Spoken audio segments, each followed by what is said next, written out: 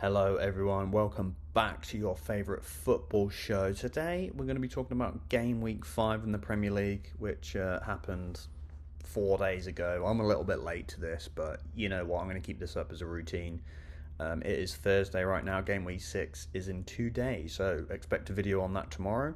We're going to talk about each game from last weekend though, analysis, news and banter. Okay. Match day 5 of 38. We're already 5 weeks in. That's pretty mental, isn't it? So, first game is West Ham versus Chelsea. Chelsea won 3-0. Like, fair play, right? Jackson scored double. Everyone berated him. He's signed a new 7, 8, 9 year contract or whatever. He's there till 2034. How mental's that, first of all? And he wasn't really doing anything amazing. But did you know he scored more than any other striker than Haaland? That's pretty good stat, to be fair. And I think he's scored more goals in his first 40 games than like Didier Drogba and other legends at Chelsea. So he's not doing too bad for himself, is he really? He's only going to get better, and he looks better as well. The goals he scored against Chelsea were very, very good. West Ham look awful. What is going on there? They signed some good players in the summer transfer window. They're balanced, they have good defence, defenders, strikers, and they just can't score. And that was at home. They lost to Chelsea at home 3-0. Like, what? Chelsea were crap last year. So Maresca's definitely doing some man management over there, isn't he, with his 700 players. So, fair enough. All right, we'll go on to the next game. Aston Villa versus Wolves. Wolves go up 1-0, but then they concede all 3 goals in the last 20.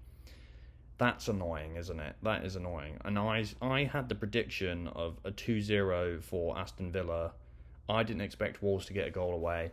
And they did. And they went 1-0 up for I think it was like 40, 50 minutes the whole game.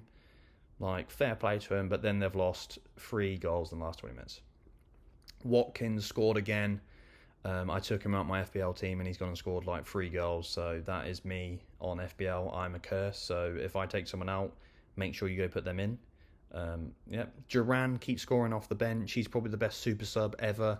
Can he beat Jermaine Defoe's record? I think Jermaine Defoe has 24 goals from a sub appearance in 24 games. So every game was different. How crazy is that? It's a great record. Just to go back to the West Ham Chelsea game, I predicted 2-2 draw. So a lot of my predictions were very, very, very wrong. So I do apologise for that. We'll do some predictions tomorrow for Game Week 6, though, so don't worry about that. Next game was Fulham-Newcastle. Fulham coming away with a 3-1 win at home.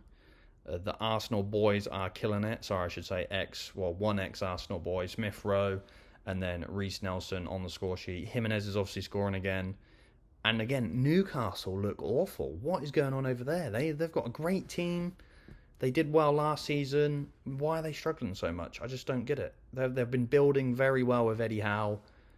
You know, all this talk about them being amazing, and now they can't even beat Fulham. And Fulham are normally just bang average team, aren't they? They don't do anything, but now they're actually like picking up steam, doing okay, doing better than before. So yeah, and I predicted a 2-1 Newcastle win there. So I'm learning a lot this season. Okay, over to Southampton. Ipswich Town. Southampton have 1-0 up all game, and they still haven't won. I think Ipswich scored in the 90 plus 5 minutes to receive a draw. I really thought that someone would have won in that game, and I did predict Ipswich Town to win 2-1, so I wasn't far off, but they were down the whole game, and they only brought it back in the last minute, or the last dying seconds. And this just proves how tough it's going to be at the bottom of this season. It's going to be very, very difficult. We'll talk about the table in a little while, but I think there's 5 teams without a win still, which is crazy to think about. Okay. Tottenham versus Brentford. Tottenham are back to winning ways. Solanke got on the score sheet, and Johnson got on the score sheet, and he's obviously answering his critics. Haha, the Spurs fans who said he was crap. He's now scored like 3 in 3, so yeah. James Maddison as well got on the score sheet. He scored, chipped the goalkeeper, then he took his top off and had his like Under Armour on and did a weird celebration. I thought it was a bit strange. You know, each their own, Maddo, but I'll just end that there. Should Vicario have been sent off? I think yes. Although it's not a game denial, goal scoring chance, He's handled the ball out the box away from the other player, and VAR can't intervene because technically it's not a goal scoring chance. It's not blah blah blah.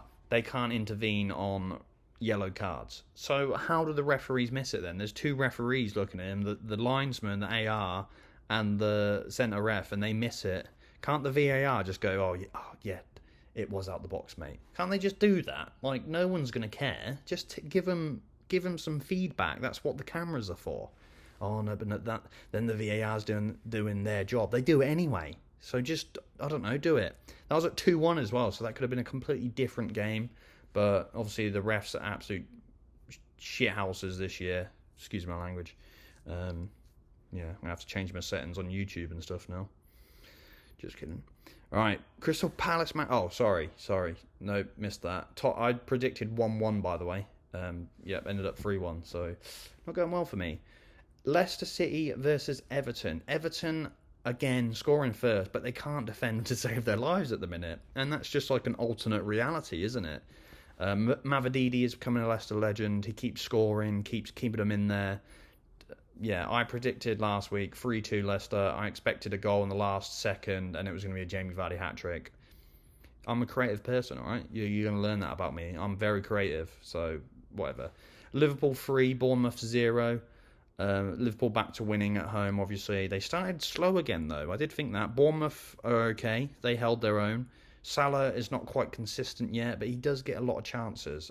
Diaz is obviously the main man this year. And McAllister, ball control, playing, passing is incredible. He is unreal. And honestly, he looks a little bit like Messi to me. He looks like Messi's like distant cousin. And of course, they're the World Cup winners. So Bournemouth struggle to score, but they do play the game very well. They can control a game and they can attack. So they'll be fine. Struggle bus at the minute, but whatever. I predicted Liverpool 2-0 that game. They got 3-0, so I'm happy with that. There you go.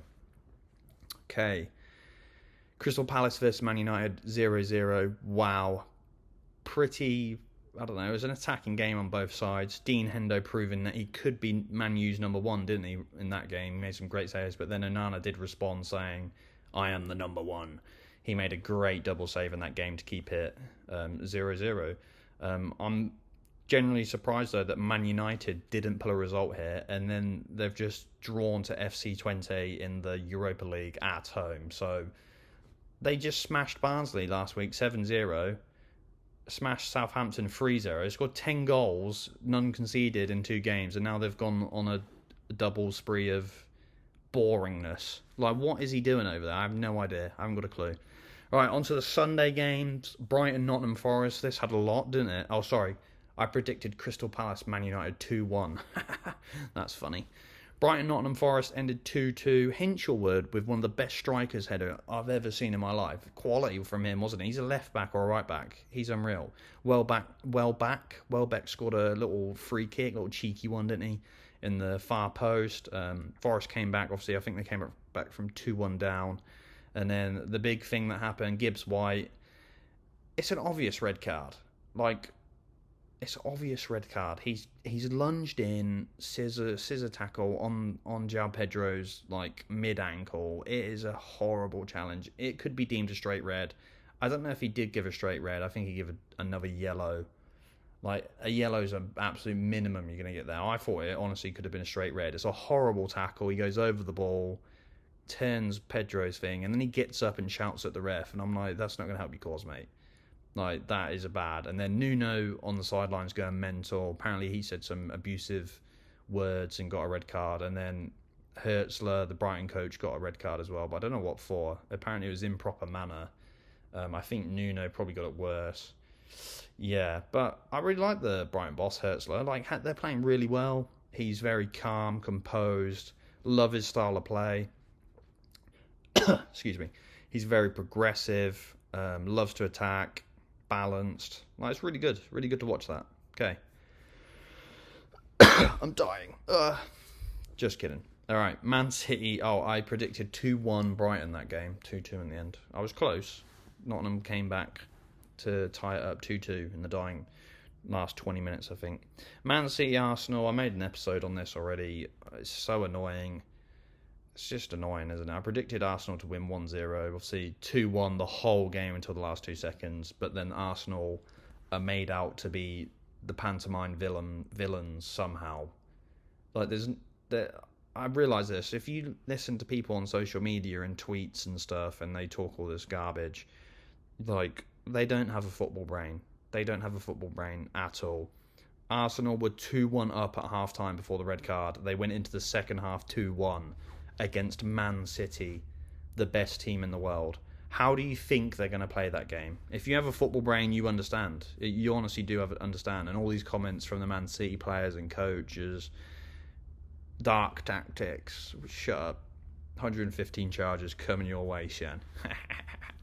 Yeah, Man City are crybabies. They are crybabies. They're top of the table, aren't they? That's what I mean. They're top of the table. They haven't lost at home in 52 games. They expect us to play 10 men attacking free flow football.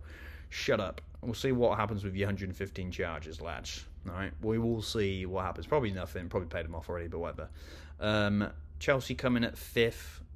I'm surprised by that, honestly. They lost their first game, and I thought, well, this is them again, isn't it? They did play Man City.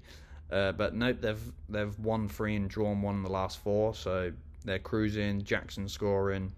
There's still 4 unbeaten teams. Obviously, Man City, Arsenal, Brighton, and Nottingham Forest could change this weekend. I think Man City play Newcastle. I forgot who Brighton and Nottingham Forest play, but you never know, do you? Arsenal play Leicester. They should be fine. They should win that easily. But they have a lot of injuries as well, so you never know what could happen. Man City haven't got Rodri anymore. Yeah.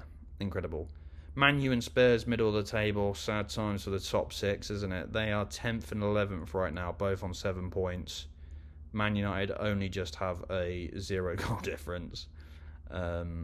They do play each other this weekend on Sunday, actually, so that'll be an interesting game to watch. There's still 5 teams at the bottom of the table who don't have a win. Leicester City are at the top of that 5 at 15th with 3 draws. At least everyone's got a point on the table, I guess. Southampton, Everton and Wolves all have 1 point. Leicester, Crystal Palace and Ipswich all have 3 points. Ipswich have 3 draws. And that, like, fair play to them. You know, they're getting points on the board. But it just goes to show how tough it's going to be at the bottom of this Premier League season. Like, Ipswich and Southampton drew. Everton can't even beat Leicester. They both drew. Like, it is absolute carnage down there. Just above them at 14th is West Ham. They've only had 1 win on 4 points, and then just above them is Bournemouth, 1 win on 5 points. Like, it's all open down there. If Ipswich, Crystal Palace or Leicester win this weekend, they're out of there, you know? And then they're close to Man United and Tottenham, which is incredible. So it's going to be, I think it's going to be more interesting at the bottom this year than it is at the top. And that's been like that for the last few years, actually. Obviously, like Everton saving themselves last year, etc. Nottingham Forest, absolute carnage. Yeah. So let me know, who do you think is going to go down at the end of the season? It's tough to say right now, but you got some teams to pick from. Well, thanks for being here again. I do appreciate it. Next episode, I'm going to discuss Gameweek 6 predictions. I wasn't very good at that last time, but you know, you gain more information. You can see predictions better, right? So yeah. Look out for that one. Please give me a like, describe? What does that mean? Describe in the comments what you think about me. There you go. Comment, subscribe, download, favourite, whatever you can do to help me, keep me motivated to keep doing this. I really appreciate it. And I will see you guys next time.